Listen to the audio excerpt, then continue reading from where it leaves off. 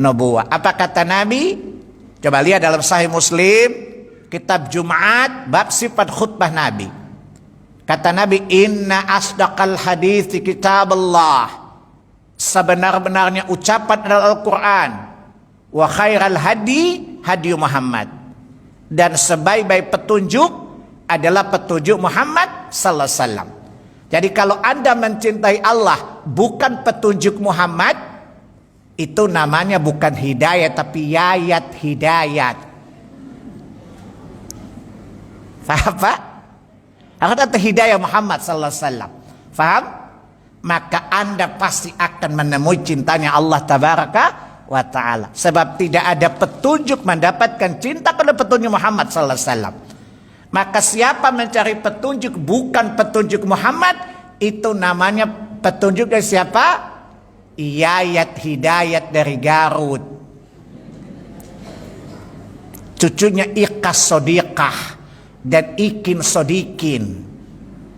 Ya, anaknya Ihin Solihin dan Ehah Solehah.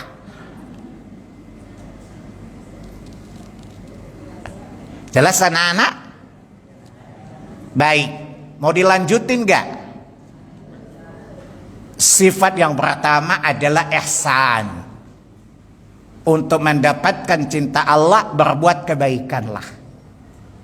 Jadi kalau kita kumpulkan Quran dan Sunnah, para ulama mengumpulkan semuanya ada 40 sifat yang menyebabkan datangnya cinta Allah kepada seorang hamba. Saya ngikutin urutan-urutan Quran ya. Yang pertama adalah muhsin, orang yang berbuat kebaikan. Antum lihat di surat 2 Al-Baqarah 195. Di sanalah kata cinta pertama Allah berikan kepada hamba. Surat berapa tadi? Ayat berapa? Ingat, habis ini ujian loh. Saya pengen uji tingkat kecerdasan ibu. Saya tahu ibu-ibu itu komputer tua, giganya kecil, loadingnya lama, isinya TBC, tomat, bawang, cabai. Tapi kalau ngaji insya Allah pintar kok. Wong dari tadi jalannya lantang walaupun pakai dalil kan. Coba lihat surah 2 Al-Baqarah 195. Wa anfiqu fi sabilillahi wa la tulqu bi aydikum ila tahlukah wa ahsinu innallaha yuhibbul muhsinin. Jelas? Infakkanlah sebagian yang kami dari sebagian rezeki yang kami rezekikan kepada kalian, dan janganlah menjatuhkan diri kalian dalam kebinasaan. Dan berbuat baiklah. Sungguh Allah mencintai orang-orang yang berbuat kebaikan. Allah mengkhabarkan kepada kita bahwa orang pertama yang dia cintai dalam Quran adalah al-muhsin atau al-muhsinun, orang-orang yang senantiasa berbuat baik. Jelas? Kebaikan adalah hal yang menyebabkan datangnya cinta Allah. Saya tanya sama ibu, berbuat baik itu ada dua. Kebaikan yang bersifat tabiat dan kebaikan bersifat syariat. Kebaikan tabiat, adat, tidak perlu butuh dalil. Menolong orang yang sakit gak butuh dalil kan? Cara nolongnya apa? Gak butuh dalil kan? Faham gak? Tetapi berbuat baik dalam syariat butuh dalil gak? Jadi gak benar orang mengatakan, kan baik, apa salahnya sih? Iblis bilang, mampus gua gaget loh atas bentakan antum. Kan orang-orang kalau ditahu kebaikan itu tidak baik menurut syariat. Kata Nabi, kullu bid'atin dalalah wa kullu dalalatin finnar. Ini baik atau buruk?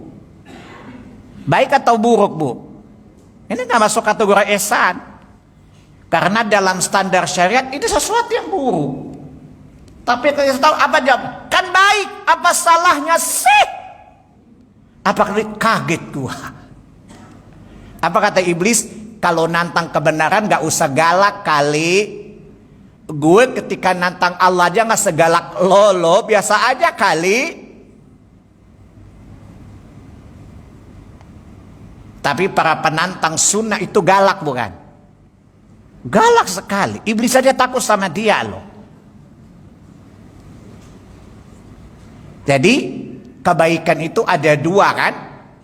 Kebaikan bersifat al-adat, kebiasaan. Dan kaidah mengatakan perkara-perkara adat hukum asalnya adalah boleh. Kecuali ada yang terlarang. Contoh, menyenangkan hati orang itu kebaikan tabiat bukan? Menyenangkan, membahagiakan orang lain itu baik nggak dalam tabiat? Tapi jangan caranya melanggar syariat. Contoh, janda dizinahi. Kenapa kamu berzina? Kan kalau menyenangkan orang kan baik. Itu jablay, janda jarang dibelai. Apa salahnya saya menyenangkan hatinya? Bukankah itu baik? Nah. Jadi ini modalnya. Yang penting kan niat.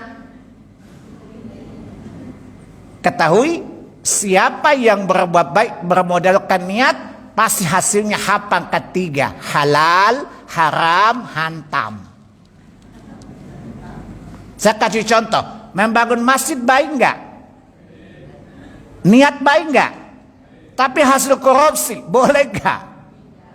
Kan dia saya baik, di mana haramnya? Kan dia saya baik bangun masjid, kenapa disalahin? Tapi you kan korupsi, tapi dia saya kan baik gitu loh.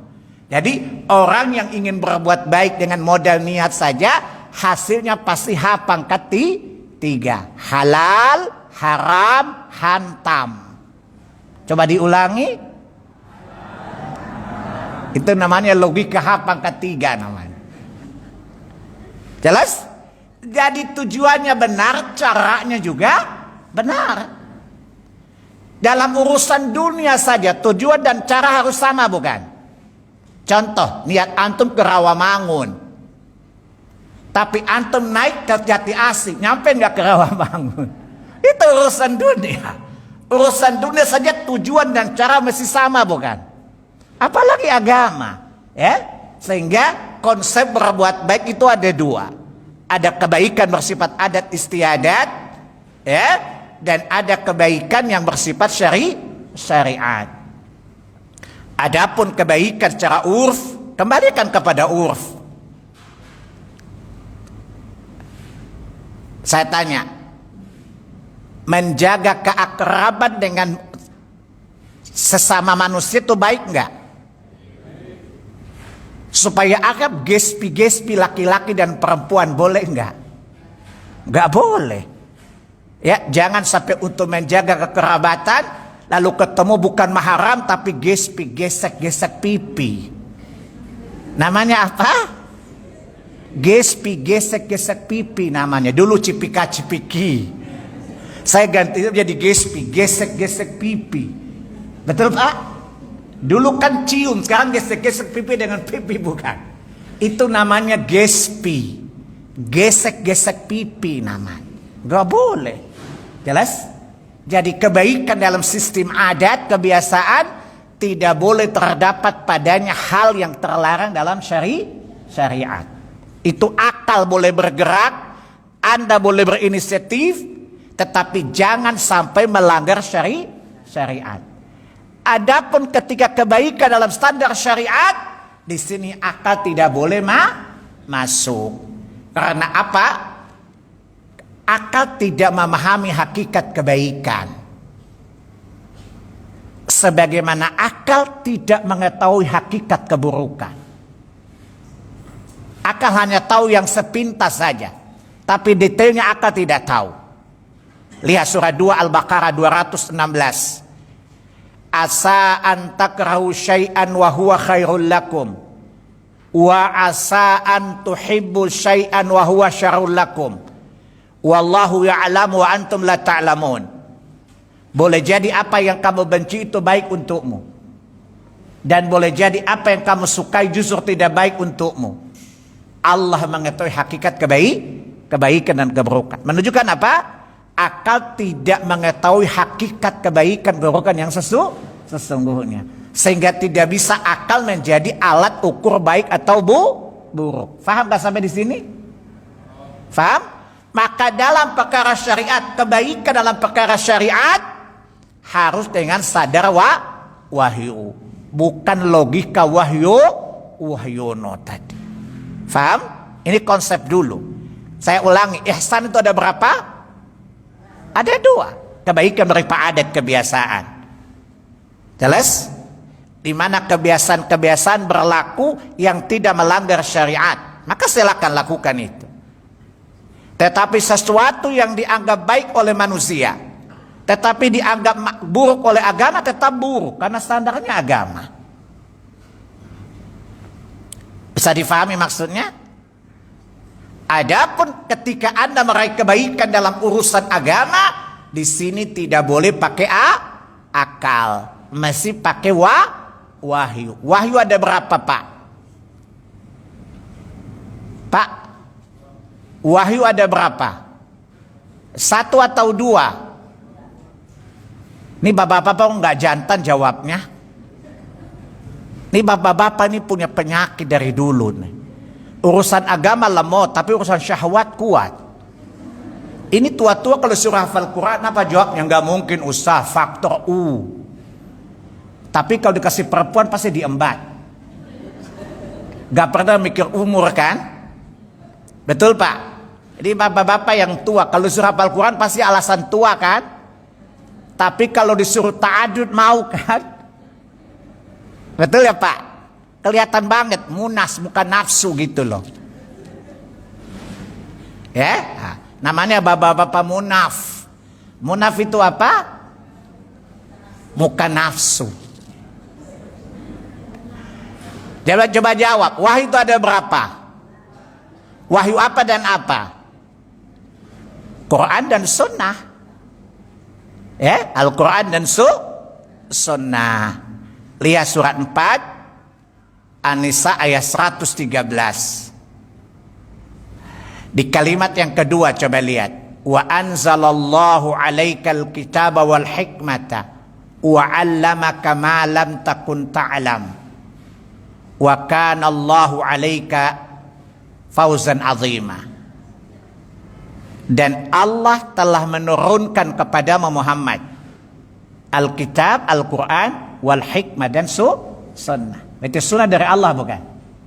Sunnah yang sahih adalah ilmu yang Allah ajarkan kepada nabinya. Itu wahyu.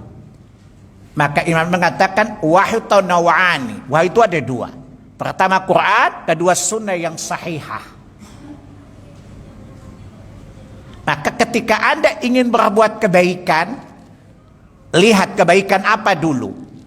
Kebaikan bersifat adat kebiasaan. Contoh, saling mengunjungi. Itu adat kebiasaan bukan? Tapi ketika sampai di rumah orang, ada etika Islam gak? Jangan nyelonong masuk rumah orang. Di sana ada syariatnya. Ya ayyuhalladzina amanu la tadkhulu buyutan ghaira buyutikum hatta ta'nisu wa tusallimu ala ahliha. Contoh, orang kampung karena sudah akrab satu dan lain masuk rumah tanpa ada salam. Ini salah. Dianggap baik tapi buruk menurut agama bukan? Apa kata Allah di surah 24 ayat yang ke-26? Surat An-Nur, wahai orang beriman, jangan kamu masuki rumah yang bukan rumahmu. Rumah tetangga, rumah antum apa bukan? Jangan masuk dulu kata Allah. Faham? Sampai kamu minta izin dan beri salam lebih dahulu. Jangan nyelonong. Mungkin kebiasaan kampung di situ anggap biasa, tetap salah, melanggar syariat bukan? Faham? Kata ibu-ibu, dia my friend Ustaz. Kami biasa nyelonong masuk. Apa kata iblis? Ini contoh kebaikan yang menurut adat, tetapi terlanggar menurut syariat. Kemudian apa kata Allah? Kalau sang penghuni rumah mengatakan irji, farji kembalilah, jangan maksa.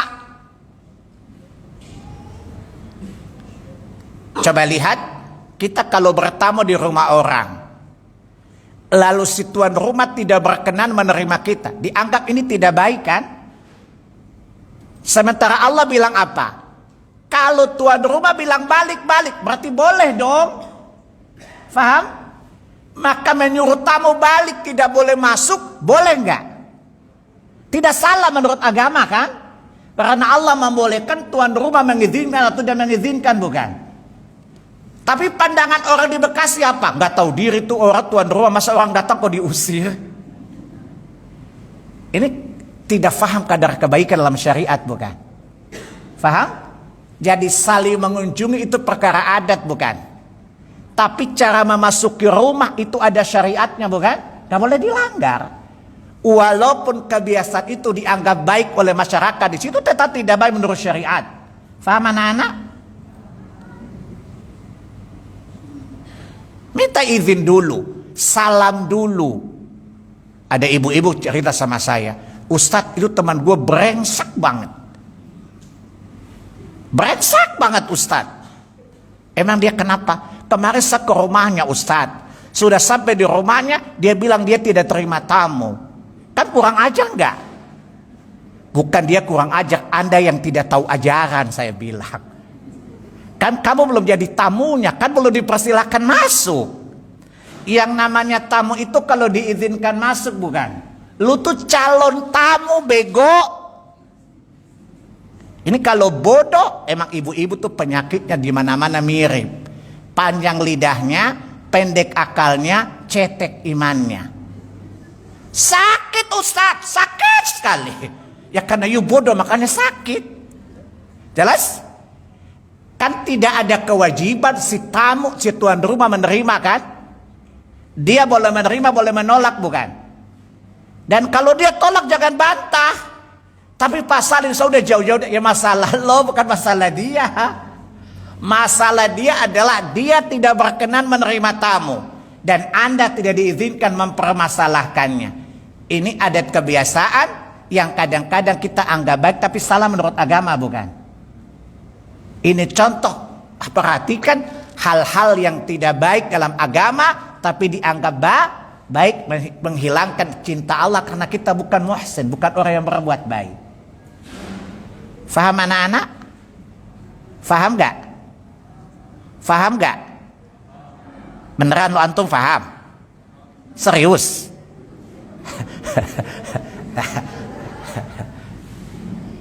Bu, kalau ditanya contoh-contoh kebaikan yang konkret seperti apa? Kedermawanan, kelapangan dada. Faham? Orang yang dermawan itu termasuk orang yang dicintai Allah, orang muhsin. Memaafkan manusia itu lapang dada enggak? Mampu menahan marah itu kelapangan dada, bukan? Lihat surat 2, surat 3 Ali Imran ayat yang ke-134. Ya? Walladzina yunfiquna amwalahum fis ayat alladzina yunfiquna amwalahum fis sarai wad dharra wal kazimin al ghaidha wal 'afina 'anil nas wallahu yuhibbul muhsinin. Orang yang menginfakkan hartanya di waktu lapang atau waktu sempit. Ingat, menafkahkan hartanya bukan untuk caleg lo ya. Karena orang dermawan di mana-mana pas jadi caleg, bukan? Dia bikin jalan kampung, nggak dipilih jalannya dibongkar loh. Kasih sajadah ke masjid, nggak dipilih sajadah diambil loh. Apa kata iblis? Orang di rumah sakit jiwa gila beneran. Ente benar-benar gila loh. Jadi caleg calon edan gua. Nggak dapat masuk rumah sakit jiwa, dapat masuk penjara. Sama-sama gila gak? Sama-sama gila. Jadi di sini memberi dalam apa? Innama nut'imukum liwajhillah la nuridu minkum jazaa wala syukura. Surat 76 ayat yang ke-9, surat Al-Insan. Kita memberi makan, kita menginfakkan harta kita semata mengharapkan aja Allah. Faham? Tidak mengharapkan balasan berupa apapun. Dan tidak mengharapkan ucapan terima kasih. Saya kasih contoh. Kita kadang-kadang kalau ngasih, orang datang minta tolong sama kita, udah kisah kata dia pergi, suka marah nggak?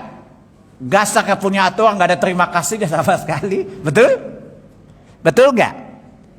Kalau beri aja kali, tidak usah ada ucapan terima kasih, wala syukura, dan tidak mengharapkan balasan terima kasih. Jazakallah khairan, syukuran katsiran, thanks for you, danke well gitu ya. Rasanya melambung. Ini bukan kebaikan. Faham? Kebaikan itu adalah engkau menginfakkan hartamu, apa makan atau apa saja, di mana Anda tidak mengharapkan balasan, tidak mengharapkan jasa dari dia. Di Indonesia tuh trennya lagi meningkat loh. Kalau ada kasus korupsi, kumpul anak yatim, kasih makan, minta didoakan. Ini berarti mengharap balasan enggak? Kasih makan anak yatim supaya anak yatim mendoakan, mengharapkan balasan enggak? Ini enggak boleh. Ya? Supaya bebas dari hukuman korupsi. Apa kata iblis? Emang lu licik dari gua ya? Wala syukura, dan tidak mengharapkan balasan terima kasih ucapan apapun. Itu infak tadi. Faham? Maka ini kebaikan yang sempurna. Yang kedua apa? Wal ghazimin al ghaid. Mampu menahan marah ketika marah naik ke ubun-ubun.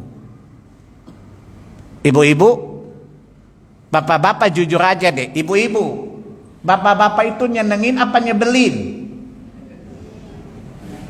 Bu, bapak-bapak itu lebih sering nyebelin apa nyenengin?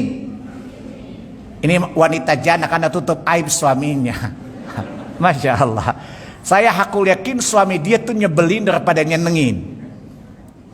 Tapi dia tutup aib suaminya. Masya Allah. Padahal kalau dia sendiri sama saya nyebelin banget Ustaz. Tapi ini wanita janda, insya Allah ditutup aib suaminya. Tapi dalam realitasnya suami itu lebih banyak nyebelin daripada nyenengin. Kadang-kadang bikin marah itu suami-suami. Tapi para ibu menahannya ketika marah naik ke ubun-ubun. Apalagi anak-anak kadang-kadang bikin marah bukan? Tetapi dia mampu menahan marah. Jelas? Kemudian ketiga, walafina anin nas. Dia memaafkan manusia. Berbuat baik pada 3 kondisi ini sulit enggak? Menginfakkan harta ketika sedang sempit. Uang belanja bapak, ibu tinggal 10.000. Tapi ada orang sangat butuh. Yang kalau ibu kasih 2.000 tinggal 8.000. Mungkin tidak sampai malam nafkah ibu. Tapi ibu berikan. Ini sulit bukan? Ya? Tapi inilah kebaikan Allah katakan tadi. Menahan marah ketika betul-betul sangat menyebalkan Pak.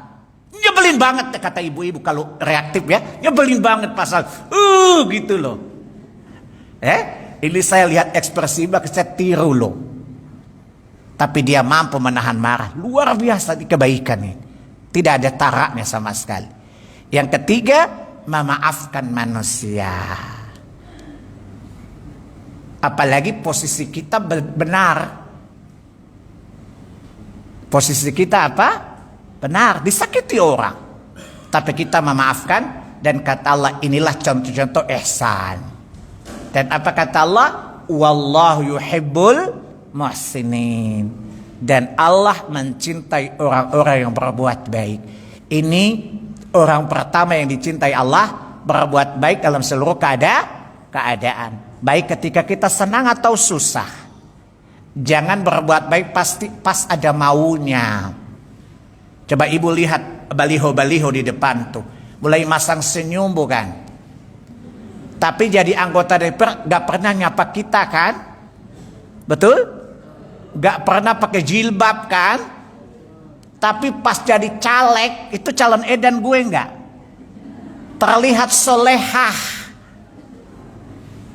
Saya ditanya orang, Ustadz, ini pemilu bingung. Emang pemilu kita tuh kan beli karung dalam kucing. Yang benar yang mana? Kucing dalam karung apa karung dalam kucing? Yang benar yang mana, Pak? Kucing dalam karung atau karung dalam kucing? Hah? Kalau kucing dalam karung Anda bisa deteksi, nggak tahu. Coba masukin kucing, Anda goyang, tahu betina dan jantan loh.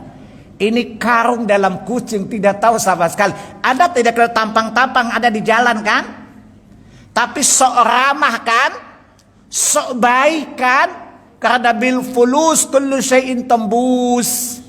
Bila fulus kullu syai'in mampus. Karena mereka mau dapat kerjaan dari jadi anggota dewan kan? Ada duitnya bukan? Kalau anggota dewan gak dibayar, mau gak capek-capek?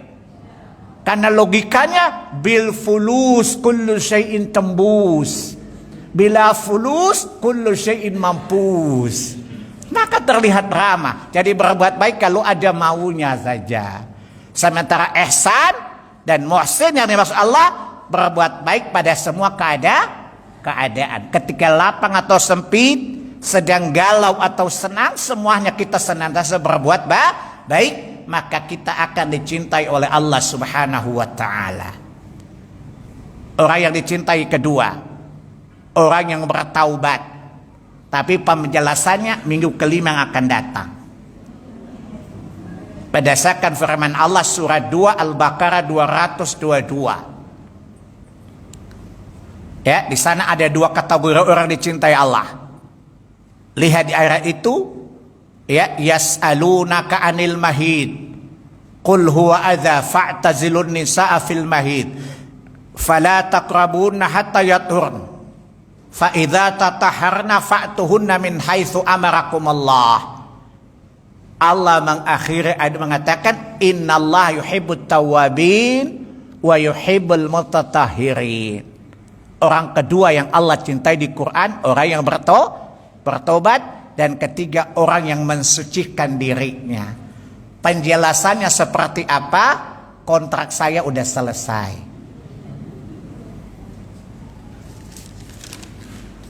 Nanti kita bahas tentang sifat yang ketiga, kedua dan ketiga, orang yang bertaubat dan mensucikan dirinya. Saya jawab pertanyaan surat-surat yang masuk ke surat lamaran. Assalamualaikum Ustaz. Waalaikumsalam warahmatullahi wabarakatuh. Apa izin bertanya? Ini tanya jawab, gak usah izin. Kan udah diizinkan.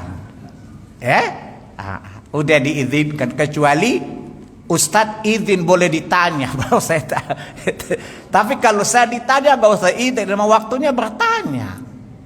Supaya menghemat tinta maksud saya. Ini tadi disebutkan bahwa wahyu ada dua, yakni Al-Quran dan Sunnah yang sahih. Bagaimana dengan ijma'? Ijma' itu bukan wahyu. Ijma' itu adalah kesepakatan para ulama ahli ilmu tentang dalil yang dapat. Paham? Jadi ijma' itu termasuk salah satu sumber hukum, tapi bukan wahyu. Paham? Karena ijma' itu bukan datang dari Allah dan Rasulnya, tapi datang dari selain Allah dan Rasulnya. Jadi ijma' termasuk sumber hukum, tetapi bukan wahyu. Dan ijma' itu berdasarkan wahyu, bukan kesepakatan sama akal. Misalnya kita ijma' khamar halal, ya enggak lah. Paham? Ijma' itu menyepakati itu ada pada wahyu, bukan? Khamar itu haram enggak? Haram. Misalnya mulai bersepakat khamar tidak haram, dan ijma' batil karena ijma'nya melisihi wahyu. Faham? Jadi ijma' itu bukan wahyu. Tetapi ijma itu dibangun di atas wahyu, di bawah bimbingan wahyu. Berarti dia bukan wahyu. Dan bila ijma itu tidak bersepakat dengan wahyu, maka itu tertolak karena itu logika wahyono. Jelas? Assalamualaikum Ustaz. Waalaikumsalam warahmatullahi wabarakatuh. Bagaimana dengan orang yang sudah berpengalaman dalam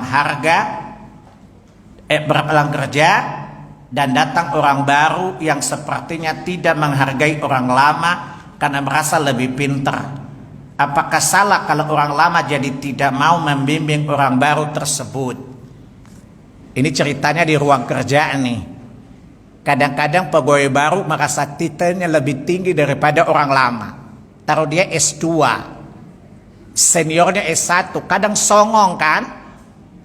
Suka songong nggak? Ada songong. Alah lu kan senior tapi pendidikan gue lebih tinggi. Keluarkan Harvard lagi. Ini namanya songong namanya. Pertanyaannya, orang sebenarnya boleh diajar enggak? Kan kata Allah apa? Sikapi kejahatan dengan kebaikan. Itu termasuk ihsan. Termasuk ihsan apa? Menyikapi orang jahat dengan cara baik. Surat 41 ayat 34 dan 35. La tastawil hasanatu walas sayyi'ah idfa' billati hiya ahsan fa idzal ladzi bainaka wa bainahu adawatun ka'annahu waliyyun hamim wa ma yulaqqaha illa alladzina sabaru wa ma yulaqqaha illa dzu hadzin azim. Tidak sama kebaikan dan keburukan. Tolaklah keburukan itu dengan cara yang baik, ihsan. Paham? Jadi orang songong jangan songong. Paham? Coba berikan bimbingan dengan baik. Apa kata Allah?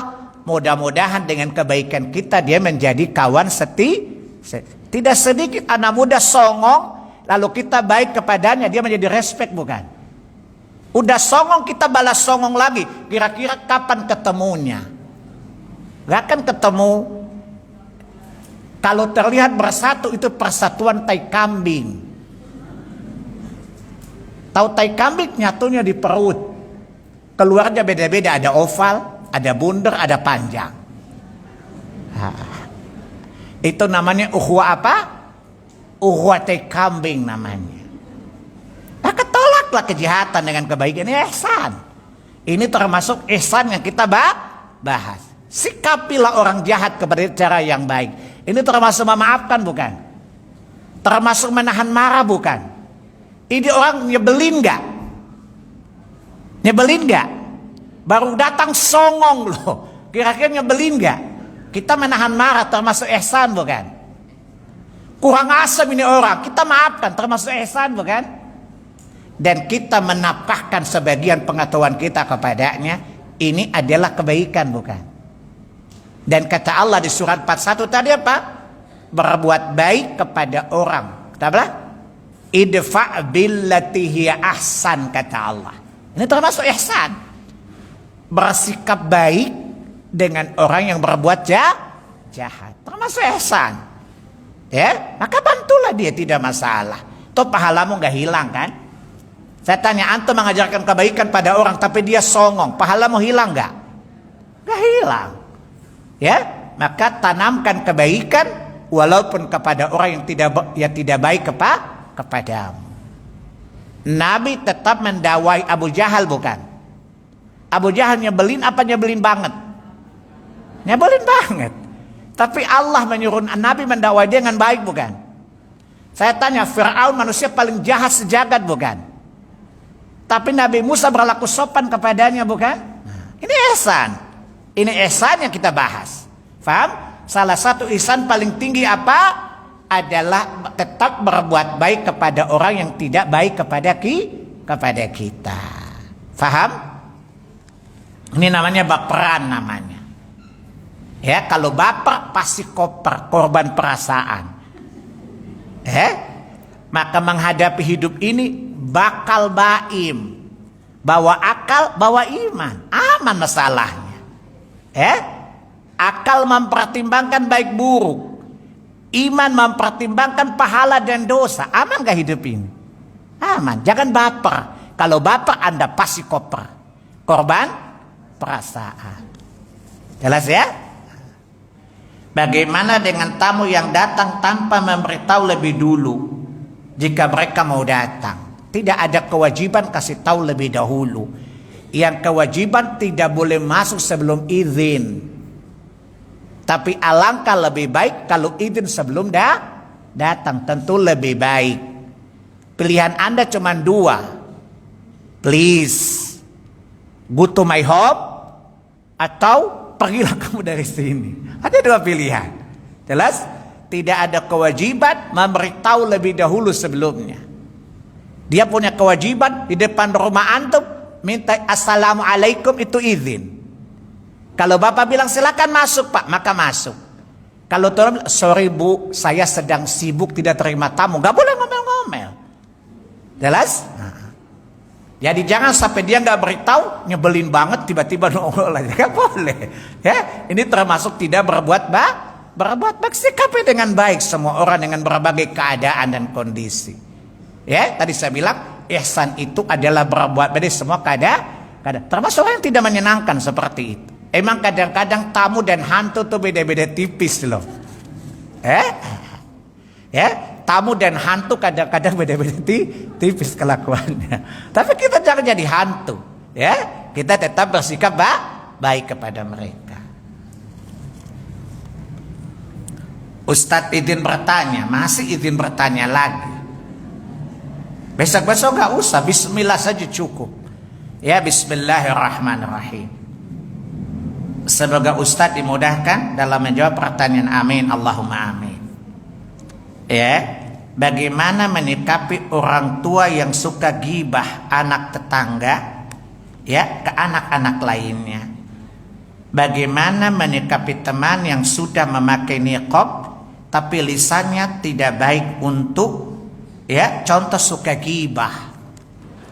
Ini namanya one set, wanita setan namanya. Ya, kalau mereka ibu-ibu rumah tangga banyak namanya iis, ibu-ibu setan namanya. Ya, jadi tidak boleh. Cara menyikapi mereka apa? Ya, misalnya ibu orang tua kita suka menggibahin tetangganya. Bilang, bu, kalau bisa tegakkan hujah, ibu itu sedang memakan bangkai busuk, bu. Atau ingatkan gini, bu, saya nggak bilang ibu salah ya, tapi saya cuma kasih tahu ibu, ada 2 orang diazab di kubur, salah satunya tukang gibah, bu. Ibu mau diazab. Jelas ya? Kasih tahu yang jelas. Reaksinya apa? Kurang ajar loh. Karena ibu-ibu tuh begitu kelakuannya. Dinasehati dengan dalil, dituduh kurang ajar. Ada ibu-ibu kasih tahu saya, Ustaz Salim, tolong nasehatin anak saya dong. Kenapa bu dinasehatin? Masa dia bilang ke saya itu perbuatan neraka? Nggak sopan kan? Saya bilang, yang bilang perbuatan neraka kan Allah dan Rasulnya. Emang Allah dan Rasul nggak sopan? Tapi saya nggak enak Ustadz. Dia nggak salah, ibu bermasalah dengan hati ibu. Tapi tidak boleh gitu Ustadz. Masa bicara ke orang tua kok nyakitin? Saya bilang, dia cuma bilang ibu apa? Ibu jangan. Di Quran perbuatan ini neraka, masih santun kali. Coba ibu lihat apa kata Ibrahim kepada ayahnya. Ya abati la ta'budi syaitan. Hei bapak, jangan sembah setan. Sakit nggak itu? Tapi Allah tidak menyalahkan Ibrahim kan? Karena kebenaran itu disampaikan secara terang-terang. Ibu, saya bilang, ibu hidup ini jangan suka basa-basi. Karena basa itu bisa dikeringkan, basi keracunan, mampus loh. Negeri ini banyak basa-basinya kan? Pejabat basa-basi, tokoh-tokoh agama basa-basi, nggak jelas mana hak mana batil, banyak syubhatnya. Basa-basi syubhat bukan? Gak boleh. Sampaikan kebenaran kepada ibu. Ibu pernah dengar cerita Nabi bahwa 2 orang diazab di kubur enggak? Yang satunya bigos, bergosip. Ya, yang satu itu iwapi, ikatan wanita penyebar isu. Ya, kasih tahu baik-baik. Ya, tapi kalau memang tidak bisa kasih tahu karena nggak enak, ya doakan supaya Allah memberi hidayah kepada orang tua kita. Ya, kadang-kadang kita suka nggak enak atau takut konflik, betul?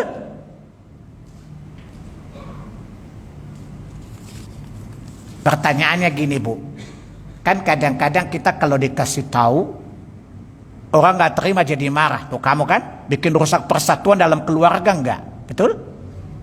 Sebenarnya yang salah yang ngomong apa yang merespon sih? Kesalahannya di mana Bu? Yang menyampaikan kebenaran atau yang merespon? Ini kan kadang-kadang ambigu bukan? Pertanyaan saya Bu, Pak, yang kita dahulukan persatuan atau kebenaran? Bu, Bapak coba jawab. Yang Allah dahulukan persatuan atau kebenaran? Kebenaran. Para nabi itu perusak persatuan bukan? Para nabi itu perusak persatuan bukan? Persatuan dan kebatilan menuju ke kebenaran. Bukankah Nabi Ibrahim dimusuhi bapaknya bukan? Karena kebenaran bukan? Allah kan nyalahin Ibrahim kan? Faham? Bayangkan istri selingkuh, dikasih tahu suami, dek kamu selingkuh lo dan itu dosanya besar. Lalu dia minta cerai, masa suami salah? Bercerai itu memutuskan persatuan bukan? Salah nggak suaminya? Ya nggak salah lah. Cuman memang model kita orang Melayu kadang-kadang nggak bersyukur. Contoh gini Pak, ada orang mau nyebrang, tiba-tiba bis lewat, motor lewat, kita selamatkan, ditolong, dipegang ke rambutnya, kecabut rambutnya. Berterima kasih atau makin marah Pak? Lo nolong yang benar dong, rambut gue kecabut loh. Pada tadi kalau dibiarkan mampus gak dia? Itulah orang Melayu, gak ada terima kasihnya sama sekali. Dia tidak lihat tujuannya, dilihat caranya.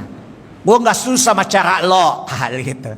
Tadi kalau nggak ditarik kepalanya, mampus gak dia ditabrak bis? Itulah manusia Indonesia, gak tahu diri kan? Gak tahu diri banget kan? Dia tidak lihat tujuannya, lihat caranya kan? Ada ibu-ibu bilang sama saya, Ustadz emang tujuannya baik, tapi caranya saya nggak suka. Bu, masa ibu ke dokter, ibu kena cancer atau kena diabetes, lalu dia potong kaki ibu, sakit gak Bu? Tapi tujuannya ibu selamat kan?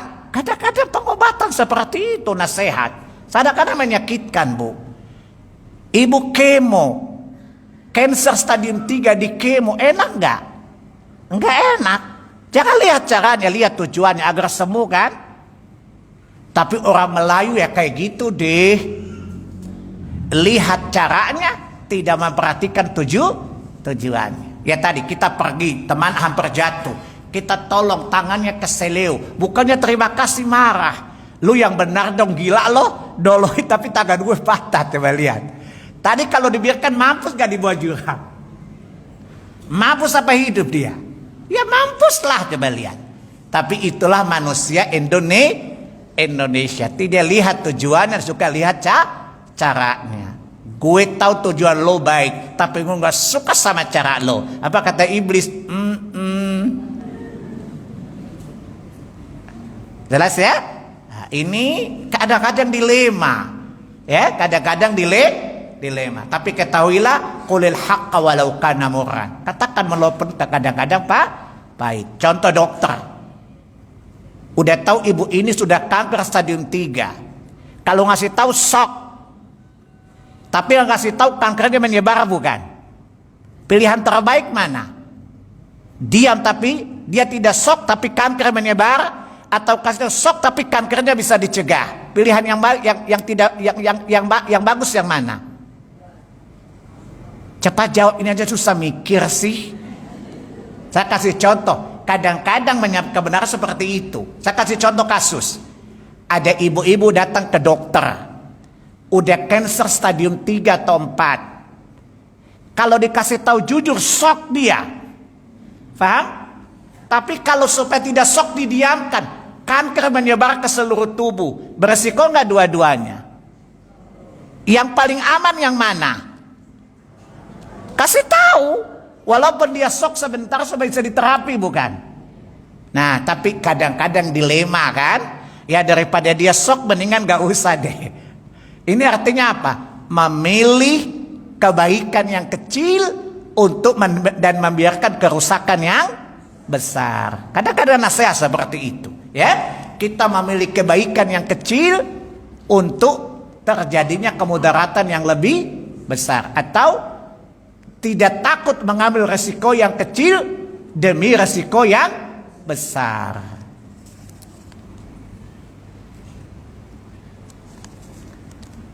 Waalaikumsalam warahmatullahi wabarakatuh. Ustadz, bolehkah setiap dalam sholat kita meminta masukkanlah aku dalam 70.000 umat Rasulullah? Boleh. Yang masuknya tanpa hisab kan? Nabi aja berdoa, pada Nabi masuknya tanpa hisab, bukan? Salah satu doa dalam tahiyat Nabi apa? Allahumma hasibni hisaban yasira. Ya Allah, hisab aku dengan hisab yang mudah. Itu masuk surga tanpa hisab. Padahal Nabi itu sudah masuk tanpa hisab, bukan? Tapi masih berdoa apa? Allahumma hasibni hisaban yasira.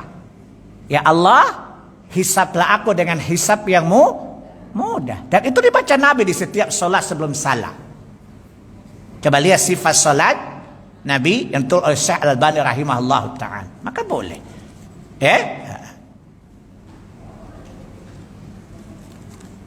Bismillah, Ustaz ingin bertanya. Yes, monggo. Bagaimana hukum menerima uang dari caleg? Itu riswah. Arashi wal murtashi wal rais fitnar. Orang yang menyogok, orang yang disogok, dan perantara di antara keduanya semuanya di neraka. Itu nyogok, bukan? Saya bilang ke teman saya caleg, jangan nyogok mas. Sudah nggak dapat masuk neraka lagi. Itu namanya sudah jatuh tertimpa bangunan, saya bilang. Jangan bodoh. Tunjukkan kualitasmu jauh sebelum mendekat pemilu. Tunjukkan kualitas. Pertama, integritas moralmu, keamanahanmu. Yang kedua, kecerdasan akalmu. Yang ketiga, kekuatan fisikmu. Tunjukkan pada orang dan kenalkan dirimu sejak dini kalau pengen jadi caleg. Dan tidak usah nyogok. Sebab itu arashi wal murtashi wa rais bainahuma finnar. Yang nyogok, yang disogok, dia jadi perantara, tim sukses semuanya di neraka loh. Apa kata iblis? Makin banyak anggota kelabing. Kalau ibu-ibu banyak nerima, kira-kira keanggotanya platinum apa silver tuh? Platinum. Alhamdulillah. Jelas ya? Jadi jangan terima. Apa kata salah satu capres? Kalau dikasih uang ambil, tapi jangan pilih dia. Apa kata iblis? Dasar capres jeblok, jelek dan goblok. Belum jadi capres disatin orang loh. Mungkin udah stroke jadi otaknya rada-rada miring kali ya. Ini aneh bin ajaib, tidak mengedukasi masyarakat. Apa kata dia? Ambil uangnya, jangan pilih orangnya. Apa kata iblis? Capres jeblok, jelek dan goblok. Jelas ya? Ini keanehan yang luar biasa. Ini nyogok dan menyogok itu dosa-dosa dua-duanya. Jangan ibu terpancing dengan capres tadi ya. Ambil uangnya, jangan pilih orangnya. Apa kata iblis? Ternyata lu lebih licik dari gua ya. Tapi apa kata iblis? Raupopo. Lanjutkan bersama kita bisa. Bu, ini tulisannya kayak resep dokter loh.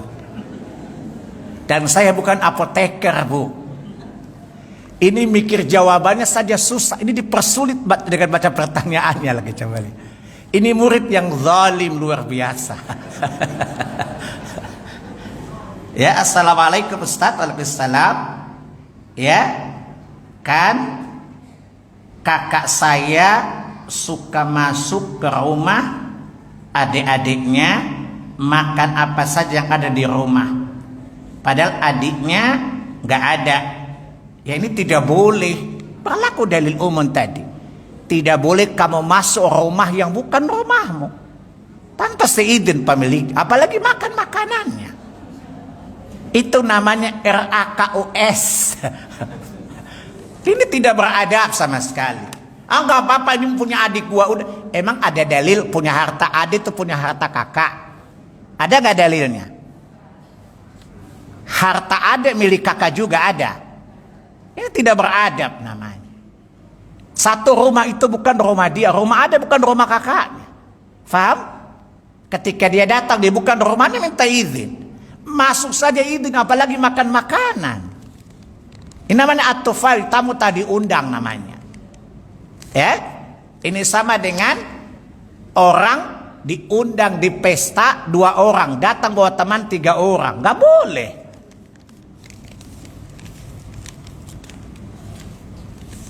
Ya, saya pernah dulu mahasiswa, ada orang pesta, teman saya tidak punya teman, suruh saya nganterin. Tolong dong, saya risih kalau sendiri. Saya bilang, tapi sampai di sana you minta izin sama punya pesta ya. Masa sih? Iya bego. Kan itu pesta rumah dia. Faham? Dia udah bayar, bukan itu ruang pesta. Hukumnya sama dengan rumah dia. Kita ini tamu, harus seizinnya. Kan dia cuma undang kamu, saya kan gak diundang. Gak apa-apa. Itu sepupu saya. Mau sepupu ke sepipi ke, saya bilang. Harus izin. Karena belum tentu dia perkenankan saya datang juga kan. Jelas? Jadi saya sudah sampai di sana, saya gak masuk. Mari gak apa-apa. Kamu ketemu pemiliknya dan kasih tahu saya punya teman, saya ajak. Ya, dia ketemu, dia minta izin, tolong pertemukan dengan saya dengar nggak bisa lewat kamu bukan perawi yang thiqah. Saya ingin langsung tahu dari dia, diizinkan saya masuk. Iya mas, boleh masuk, nggak apa-apa kok, alhamdulillah. Begitu di waktu makan, boleh makan, nggak, dia coba izinkan masuk kok, dia nggak izin makan. Apa kata teman, ribet amat sih urusan sama lo. Lu tuh bego, sama saya aman, lu nggak dosa kan? Ribet mana? Lu apa gue yang ribet? Dia cuma mengizinkan saya masuk, saya nggak diizinkan makan. Tadi tidak ada deal makan kan? Faham? Kata silakan masuk, nggak apa-apa kok mas. Saya cuma diizinkan masuk, tidak diizinkan makan. Jadi sampai pulang saya nggak makan. Apa kata dia, bego, dasar setan lo, saya bilang. Saya bilang otak lu tuh omset. Otak manusia setan, saya bilang. Omset itu apa? Otak manusia setan, saya bilang. Sejak saat itu dia bilang, kalau juga punya teman gak boleh ngajak dia loh. Urusan ribet sepanjang jalan. Saya bilang etika Islamnya begitu, adabnya seperti itu kan. Gak boleh kita nyelonong seperti makan hidangan yang tidak pernah diizinkan oleh pemilik, bukan? Itu haram makanannya. Sama dengan walaupun rumah adik jangan makan. Itu bukan hak Anda. Udah nyelonong, buka lemari, makan lagi. Masya Allah, ini Markus, manusia rakus. Nama dia siapa? Markus, manusia rakus. Jadi panggil dia Kak Markus. Besok-besok ubah namanya di Kak Markus. Kok Markus? Kakak manusia rakus, bilang. Saya kira cukup, udah habis pertanyaannya. Dan saya udah kelelahan juga sih. Dari tadi saya ngomong sendiri, antum dengar senyum-senyum, wallahualam ngerti apa enggak? Capek juga kali ngomong. Baik, kita akhiri dengan kafaratul majelis. Subhanakallahumma wa bihamdika asyhadu an la ilaha illa anta astaghfiruka wa atubu ilaik. Billahi taufiq wal hidayah. Wassalamu alaikum warahmatullahi wabarakatuh. Waalaikumsalam warahmatullahi wabarakatuh. Syukran Ustaz, jazakumullah khairan katsiran wa barakallahu fikum wa yassarallahu umurakum atas ilmunya pada hari ini. Semoga kita bisa mengamalkan pada kegiatan sehari-hari. Untuk kajian pekan depan pada hari Sabtu jam 9 dengan Ustaz Dr. Abdul Wahid Rahman dengan tema obat penyakit hati.